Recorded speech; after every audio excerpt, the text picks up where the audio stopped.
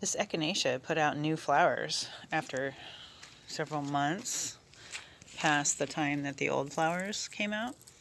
And I was meaning to do some kind of recording of this because I recommend leaving the dead flower stalks on your plants, and this is why. And you can see that a bird came along, most likely a bird, and grabbed some of the seeds, and that's why we leave them on over the winter. And certainly it's, you know, mid to late October here in Southern California, so of course it's still pretty much gorgeous out.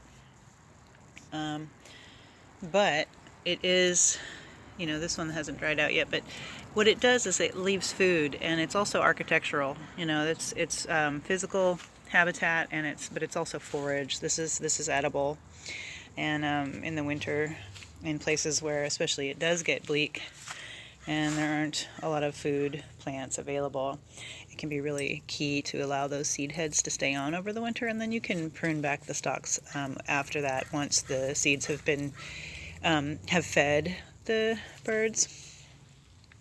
And this is just my little semi-half-assed little corner beautification project. I've got lantana and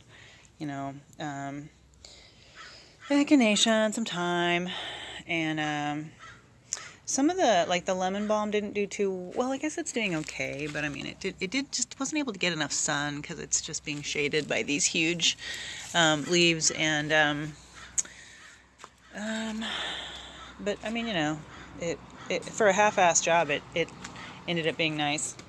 And then there's new flowers, and then the vines never really did anything, I think just because the soil was so bad when I started.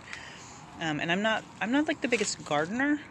I'm a bit lazy, and really where my skill set comes out is in landscape. So I do a lot. I do well with a lot more structural plants. But this is a nice little pocket by the fence in the courtyard. We've got a little buddy here saying hello. Hello there.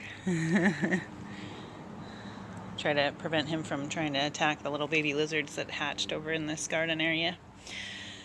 So yeah, anyway, I advise leaving the dead seed heads on your echinaceas and other flowers that do that in the wintertime, because it really provides habitat for species that are really needing it.